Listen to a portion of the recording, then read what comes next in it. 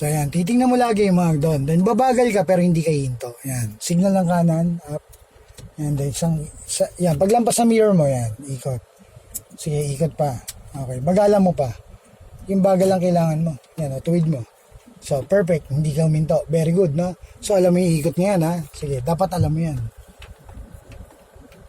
So, ngayon, may isa pang technique. Para hindi ka sumasabit sa kanan kung masikip ang kalye, parang sasagarin mo tong guhit dito bago ka kumanan. Parang ganun yan. Okay, then isang ikot lang yan. Tingnan mo. Pagka ganun, buhin mo isang ikot. Sige, tingnan mo. Okay, so ito bagalan mo. Yung part na patuwid, bagalan mo ng gusto. Yan, bagalan mo. Nung patuwid na, tsaka mag-ikot ng isang ikot. Pag doon ka nagkukulang yung isang ikot na yun Parang kapos yung balik mo. So, dapat alam mo yung isang ikot na balik. Yung ginagawa mong gano'n, yung balik na gano'n, isang ikot. Tama yun, yung ginawa mo ngayong huli. Yan. So, isang inaaral, nilalagay sa isipan, no? So, ibig sabihin, pag ginawa mo pala yung mas mabagal, mas okay pala. Tingnan mo. Naliligo ka. Ikot mo na isa, tingnan mo. Bagalan mo. Tingnan mo. Maintain mo yung bagal. Yan din yun yung pinapagawa ko sa'yo. Tama na, huwag ka nang susobra sa isang ikot. Bumagal ka lang. Tingnan mo, yung logo. Tingnan mo rin kasi. Hindi mo pa gagalawin, di ba? Nung patuwid na, doon mo na ituwid. So yun, nag-delay ka na naman ng konti. Para nag-aalangan ka kasi. So hindi ka dapat mag-aalangan. Sige, hinto mo muna. Sige, hinto mo muna. Okay, sige, ikot mo isa. Okay, sige. Pag sabi ko ikot mo na, isang ikot ha. Sige, bitaw ng brake. Sige, tuwid. So isang ikot dapat siya mabilis. Yan na yun. Dapat kaya mo ibalik yung isang ikot na yun. Kasi isang ikot yung ginawa mo, isang ikot din yung balik. Okay, sige, doon tayo. Sige, pag-alis ng mga truck.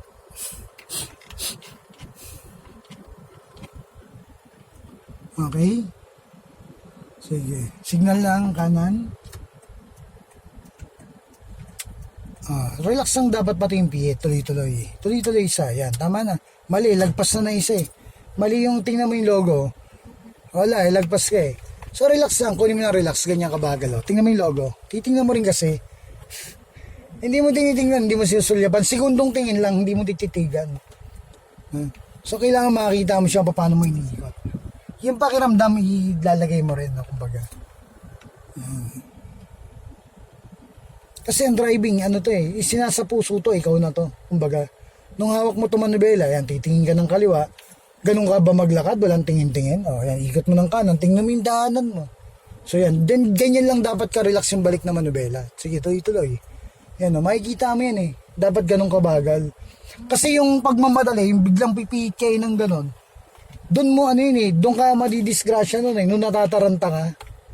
Natataranta yun yung galaw na ganun. Bumagal ka, mag-signal ka, tingnan mo. Magagawa mo pa yan, habulin Then kumanan ka isang ikot, tingnan mo, bagalan mo lang. Bagalan mo pa, kulang pa, babangga ka sa guhit, dagdagan mo. Yan, ikot mo. Kahit sumagad pa okay, then balik mo na, bawas ng isa, bagalan mo pa, tuwid mo na. Habulin mo, tingnan mo yung logo, yan So dapat sinusulyapan mo rin kung tuwid na ba yung bagsak. So kasi pag di mo nga nasulyapan din, parang di mo pa kabisado, so yun. Pero pag kabisado mo na, yung isang pihit ng kanan, and then yung pakiramdam, sumapi na sa'yo, Pakiramdam ang gamitin mo kahit di mo tingnan yung ikot. Kung kumakanan siya, paano mo ikakaliwa? Ikaliwa mong gano'n, parang gano'n yan. Bagalan mo lang, tingnan mo. Pakiramdam gamitin mo. Yan. Tumingin ka sa bahay na malaki, tingnan mo. Doon ka sa bahay na malaki tumingin. Doon yung sa harapan, yun Sige, tumingin ka ron habang tinutuwid mo. Tingnan mo, perfect yan. Ganun yan. Kahit pala hindi mo bilangin yun, doon ka nakatingin. Mararamdaman mo kung kusang ikot yung kamay mo.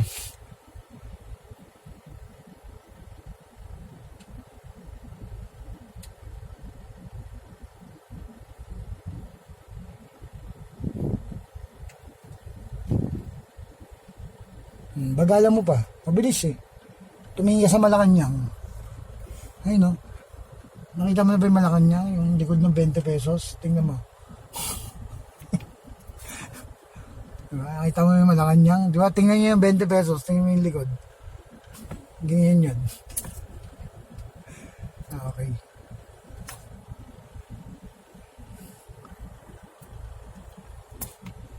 Tingin ng kaliwa. Okay. Kanan pa. Sagad mo nga yung manubela. Pwede mo sagad yan kung gusto mo. Okay. So, patuwid na. Bawas ng isa.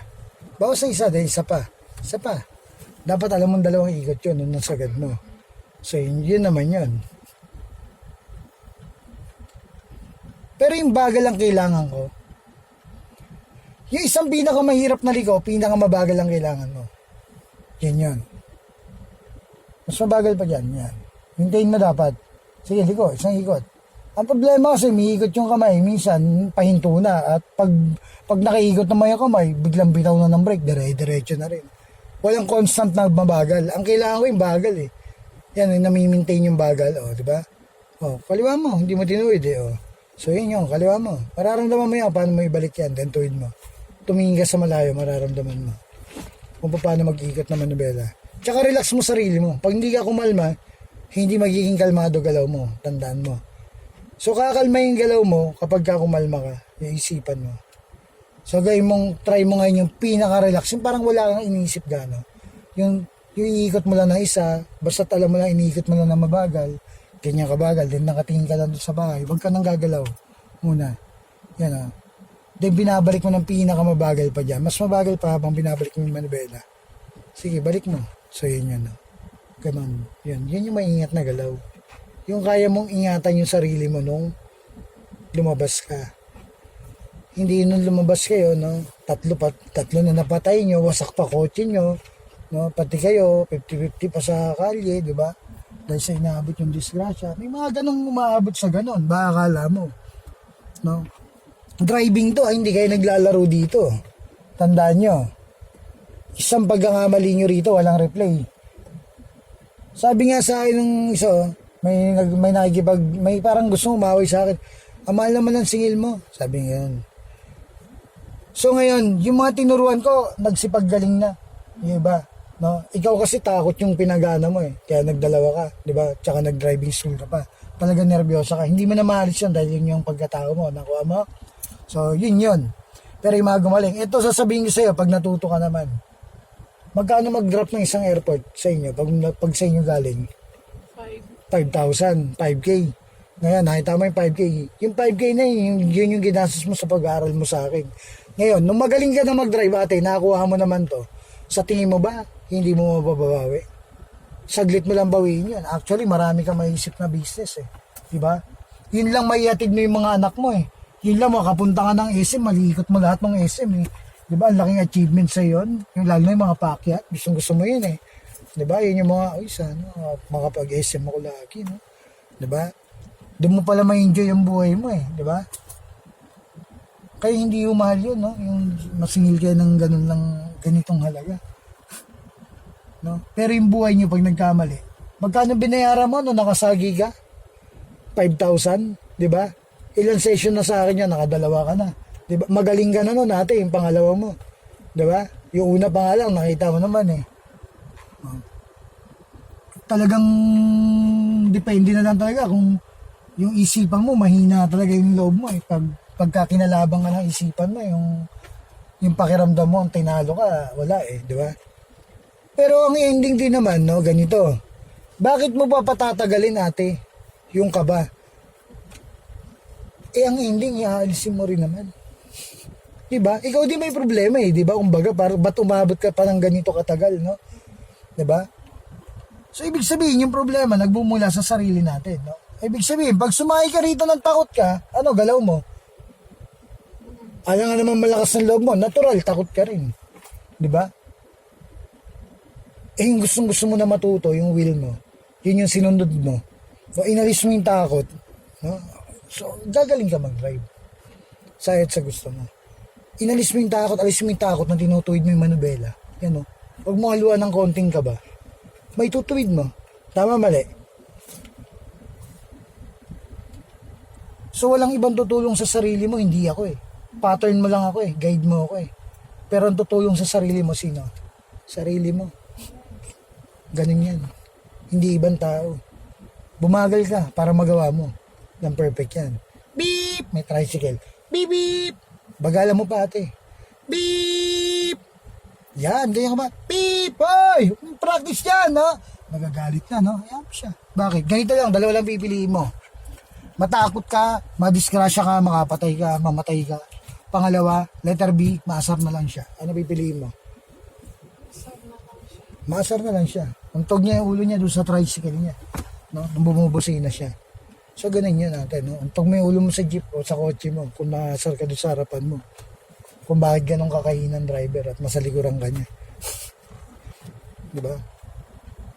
So yung gano'n, no? Hindi kasi pwede yung ganong attitude na bumubusina kayo. Magkakaroon kayo maraming kaaway dito. Busina ka, ako businahan mo. Banggain pa kita patras. Diba? Yung pag nakakalokong busina ate, yung tipong parang kang pinagtripan na hirap ka na, nag-iingat ka sa sarili mo, tapos ikaw naman, yayabangan ka na itong gagong sa likuran mo, no? So yung pagiging gago, no? May katapat yan lagi, tandaan nyo. Pag kayo na-desisyonan dito, yan. Buti sana kung katulad lang lagi ni ate, paano kung mabusinahan nyo mga katulad ko. Yung tipong sisenyas ang kapaito ka, oo. No? So yan. Hindi naman lahat nagbibiro sa kalsada, no? Yan. Ngayon kasi nagkakaroon ng ganung galaw kapag ka, nagmamadali. So nagkakaroon ng problema rito sa driving, yung mga cause of accident, no? Paano ang pupunta ng Manila, no? 1 oras ang biyahe. Gagawin pang kalahating oras, 'di ba? Yan ang Pinoy. Napasarap pa kagabi, no? Napainom pa kagabi, di ba? Napagimik pa kagabi. Sama yung mga tropa, sinagad-sagad yung tulog niya, no? Hindi na nakaligo, no? Konting hilamos mumug lang, no? Sabay takbo na. Di ba? Makakaabula ng konting tulog ngayon, no? Pag nabagalan sa kalye, ano? Pag yung babagal sa harapan, ano gagawin? Beep! Nagminumura pa, di ba? Tama? Minumura pa yung nag-iingat, no? Na bagong driver. Taas ang kamay, sino ba naging magaling na driver agad? Meron ba ate? Pera lang sa mga tinuruan ko. Sige nga. So ako nga nun, 3 buwan na, trasabante lang eh. Diba? Yan yung sinasabi ko, no? So in driving, respeto to, inahalo rito. Yan, no? Bagala mo pa, tingnan mo. Diba? Bagala mo pa habang tinutuwid mo. Yung lalo na patuwid na, bagala mo ng gusto. Yan, no? Diyan mo perfect yan, ate. Nakuha mo, naramdaman mo? Kailangan maramdaman mo yung salita ko, ate, hanggang matumbok mo yung tinuturo ko. Pag natumbok mo yan, ate, nothing can stop you now. Sabi nga.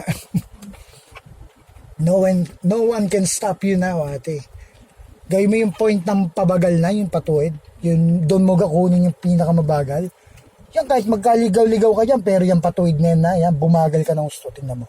Halusihin to. Yan, perfect mo. Tingnan mo, balansehin mo yung iikot ng manubela. Perfect yan, no? Di ba? Di ba? Pinerfect mo.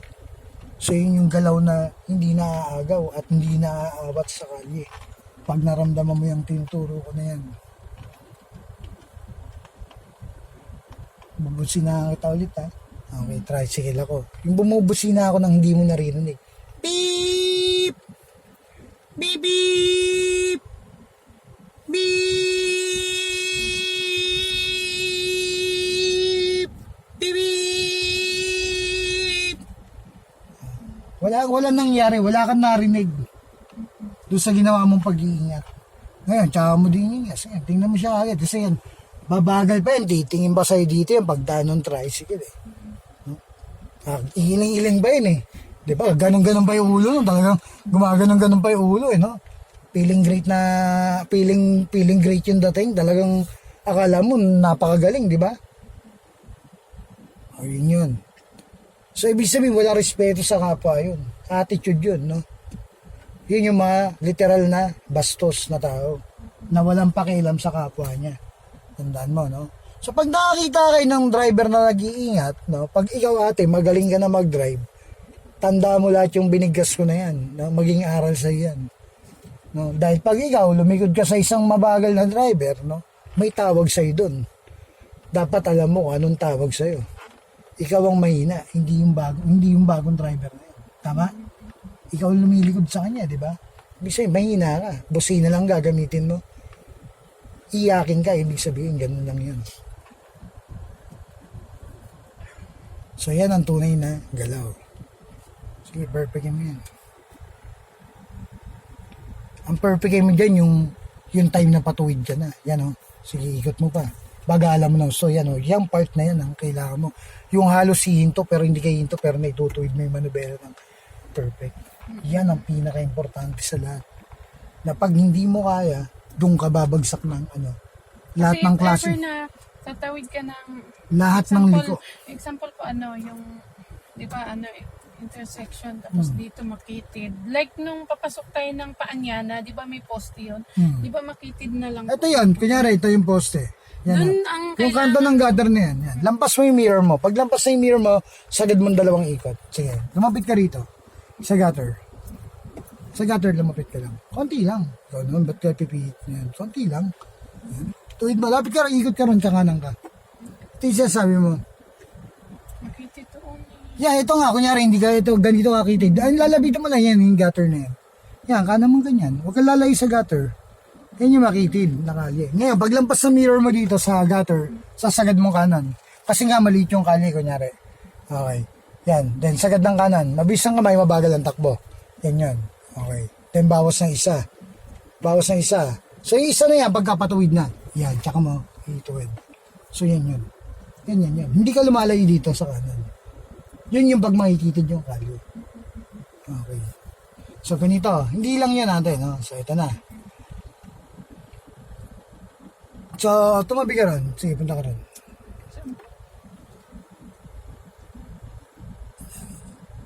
So, kapag ka nagpa-parking ka, no? Di ba sabi ko nga, no? Sige, punta ka dyan banda. Okay. So, ganun lang ha, yung pagpipit ha.